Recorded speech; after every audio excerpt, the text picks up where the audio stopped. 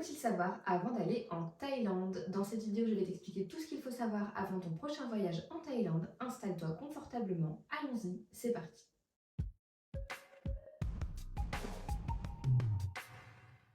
Tout d'abord, où se trouve la Thaïlande? La Thaïlande se situe en Asie du Sud-Est et ses pays voisins sont le Laos, la Birmanie, le Cambodge et la Malaisie. Quelle est la langue parlée en Thaïlande? Alors, la langue parlée en Thaïlande, c'est le thaïlandais et ils parlent également un petit peu l'anglais. Je vous conseille d'apprendre quelques mots basiques en thaïlandais comme bonjour, merci, au revoir. Mais vous savez tout à fait vous débrouiller en anglais avec eux. Et puis, si vous ne parlez pas anglais, Google Traduction est votre ami. Quelle est la durée idéale de séjour sur place? Alors moi personnellement, je vous conseille d'y rester au minimum 3 semaines sur place pour pouvoir voir un maximum de choses et les points principaux parce que les distances sont énormes en Thaïlande. Vous allez devoir prendre des bateaux, des avions internes, des bus ou des trains. Donc c'est vraiment l'idéal, c'est de rester le plus longtemps possible. Après effectivement, vous n'avez pas tous la possibilité d'y rester de longues périodes, mais je vous conseille vraiment de le faire pour pouvoir voir le maximum de choses. Quelle est la meilleure période pour s'y rendre? Alors la meilleure période pour se rendre en Thaïlande, c'est entre mi-novembre et fin février, mi-mars pour obtenir vraiment une meilleure température. Sachez aussi que ce sera la période la plus touristique et donc que vous allez être confronté à un tourisme de masse en Thaïlande. Quelle est la monnaie utilisée sur place? Alors la monnaie qui est utilisée en Thaïlande, ce sont les bahts et 1 euro équivaut plus ou moins à 38 bahts. Quel est le meilleur moyen de paiement sur place? Alors le meilleur moyen de paiement sur place, c'est d'utiliser du liquide et donc pour cela, je vous conseille de venir avec vos euros en Thaïlande et de faire le change dans un bureau de change sur place. Moi personnellement, je l'ai fait au bureau de change super riche de l'aéroport de Bangkok et c'était très bien, on a eu un très bon taux. Et sachez que vous pouvez prendre avec vous jusqu'à 9 999 euros de liquide, donc c'est super bien. Vous pouvez vraiment ne pas vous priver. Je vous déconseille par contre de payer par carte bancaire. Pourquoi? Parce que la Thaïlande est un pays dans lequel vous avez beaucoup de frais, notamment sur certains commerces qui vous demanderont 3 à 7% de frais supplémentaires sur votre paiement si vous payez par carte. Et certains commerces vous demandent au minimum 200 bahts de paiement pour un paiement par carte, donc c'est pas forcément avantageux pour vous. De plus, je vous déconseille également d'effectuer des retraits dans les ATM en Thaïlande parce que peu importe le type de carte que vous aurez des frais minimum de 220 bahts par retrait. Comment avoir une connexion internet en Thaïlande? Alors pour ce faire, vous avez plusieurs possibilités. La première est que certains de vos opérateurs vous proposeront d'avoir une connexion en Thaïlande moyennant un paiement. Moi, ce n'est pas l'option que je privilégie le plus parce que si vous dépassez vos datas d'internet sur place, vous risquez d'avoir des frais exorbitants et c'est ce que je déconseille fortement. Ensuite, il y a certains opérateurs qui proposent maintenant la eSIM. Donc la eSIM, c'est une carte SIM virtuelle qui vous permet de ne pas retirer votre carte SIM actuelle de votre téléphone et d'avoir simplement téléchargé une application pour avoir Internet et la téléphonie directement dans le téléphone. Moi, j'ai choisi l'option la plus classique, la plus ancienne. J'ai acheté une carte SIM à l'aéroport de Bangkok au 7-Eleven. J'ai payé 1000 bahts pour Internet et téléphone illimité. Donc personnellement, moi j'ai payé un peu cher alors que vous pouvez obtenir cette carte SIM beaucoup moins chère en ville. Mais j'avais besoin absolument d'une connexion pour le métro. Mais sachez que vous avez la possibilité de payer beaucoup moins cher cette carte SIM. Vous pouvez les avoir entre 300 et 400 bahts en ville. Quels sont les meilleurs moyens de déplacement sur place? Alors vous avez tout un tas de moyens de déplacement différents selon l'endroit dans lequel vous allez vous rendre.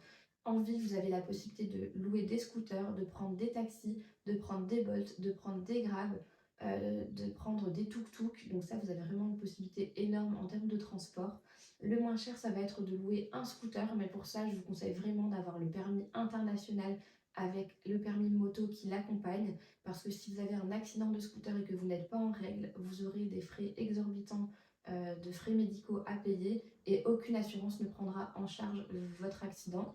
De plus, sachez que si vous faites arrêter par la police, vous aurez également des amendes parce que vous ne serez pas en règle avec la législation thaïlandaise. Chez nous, pour louer un scooter, le permis scooter est suffisant, mais en Asie, pour louer un scooter, il faut le permis moto avec le permis international. Je vous donne ici un petit tips pour vos déplacements. Je vous conseille vraiment d'utiliser l'application Rome to Rio. C'est une application qui va vous permettre de mettre votre point de départ et votre point d'arrivée pour savoir quels sont les moyens de transport disponibles, quels sont leurs tarifs et comment vous rendre d'un point A à un point B. Elle est en collaboration avec Google Maps et franchement, moi je l'ai utilisée à Bangkok pour aller d'un endroit à un autre et elle me disait comment y aller, quel transport prendre, quel métro fallait utiliser et c'est vraiment super top. J'utilise dans tous mes voyages et franchement je vous la recommande totalement. Elle est 100% gratuite et elle est vraiment très pratique.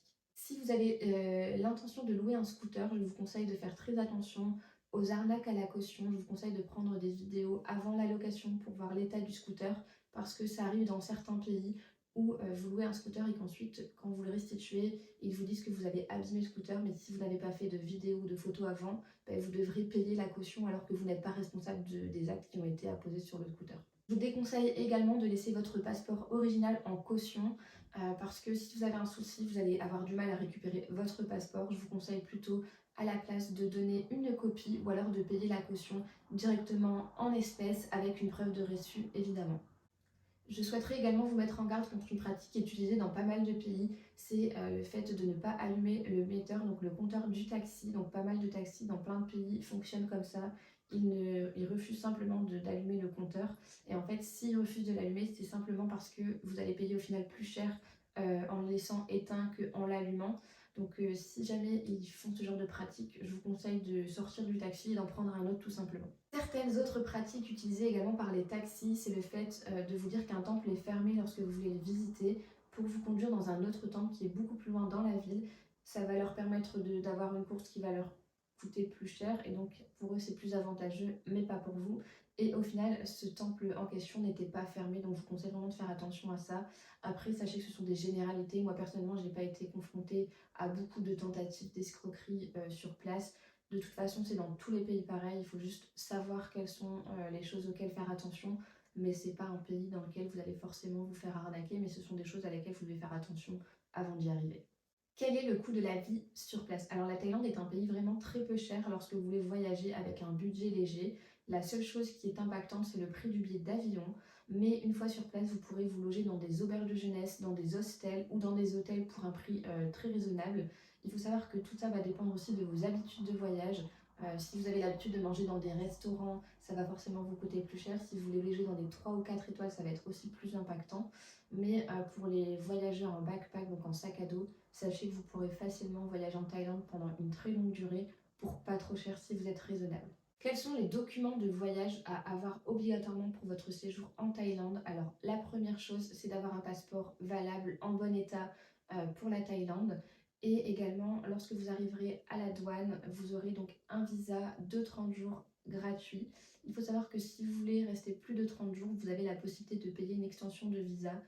Au niveau du prix, je ne pourrais pas vous renseigner, mais n'hésitez pas à vous renseigner à l'ambassade thaïlandaise dans votre pays ou alors de vous renseigner directement sur place. Mais vous avez en tout cas la possibilité d'y rester pour 30 jours maximum de manière gratuite.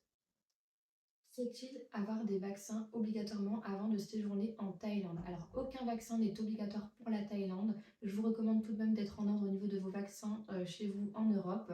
Vous avez également la possibilité de faire des traitements anti-paludisme, donc maladies qui peuvent être provoquées par des piqûres de moustiques, mais vous n'êtes pas obligé. Personnellement, moi je ne l'ai pas fait et je vais bien. Faut-il souscrire à une assurance voyage obligatoire avant votre voyage en Thaïlande? Alors non, l'assurance voyage n'est pas obligatoire, mais je vous la recommande fortement parce que les frais liés à des accidents ou à la maladie en Thaïlande sont assez exorbitants et je vous conseille fortement d'avoir cette assurance qui pourra vous couvrir complètement.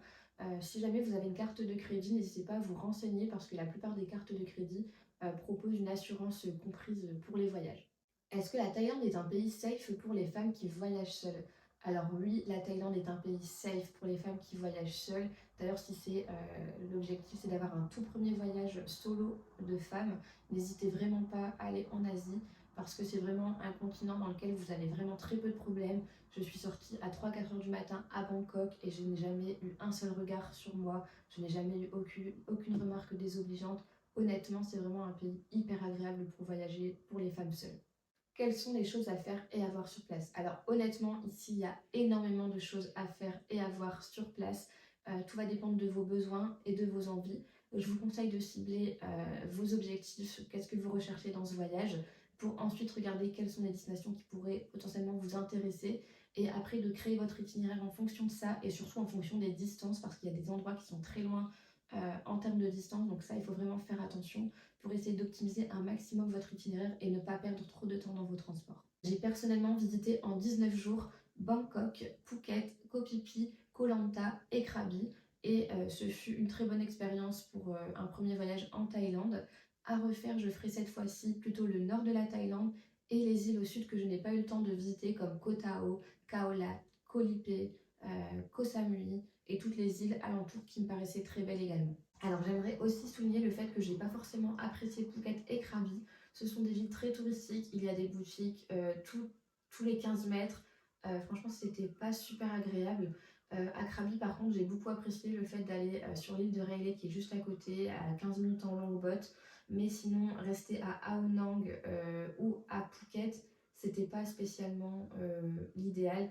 À refaire, je les aurais remplacés plutôt par des îles plus authentiques parce que là, il y a vraiment beaucoup de tourisme de masse et vous voyez que des coffee shops, des magasins de weed et de la prostitution de ce côté-là. Donc, c'est pas vraiment la Thaïlande, ça représente pas la Thaïlande en fait. Comment créer son itinéraire en Thaïlande? Alors, je vous l'accorde, c'est pas une étape facile. D'ailleurs, c'est la moins évidente du voyage. Ce que je vous conseille de faire, c'est donc de vous renseigner sur Internet des différentes destinations qui vous intéressent sur place et des choses à faire. Et ensuite, en fonction de ça, vous allez sur Google Maps et vous mettez les différents endroits où vous voulez aller et vous regardez au niveau des distances si elles sont éloignées ou pas.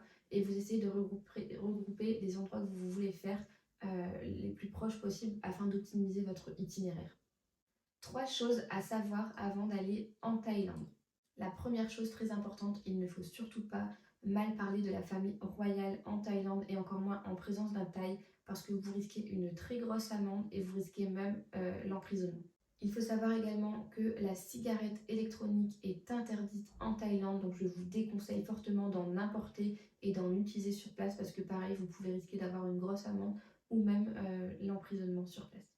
Il faut savoir également que la Thaïlande a comme religion principale le bouddhisme et que vous allez être amené à visiter des temples. Et pour cela, je vous conseille fortement de vous couvrir les genoux et les épaules, que ce soit pour les hommes ou pour les femmes. C'est très important de respecter le pays dans lequel vous allez et de respecter leur culture. Nous arrivons à la fin de cette vidéo. J'espère avoir répondu à un maximum de vos questions sur la Thaïlande. N'hésitez pas à me poser d'autres questions en commentaire. N'hésitez pas à vous abonner, à me suivre sur mon compte TikTok et Instagram. J'ai d'autres voyages de prévus bientôt. N'hésitez pas à partager ma page YouTube. Je vous souhaite à tous une excellente journée. Salut, salut!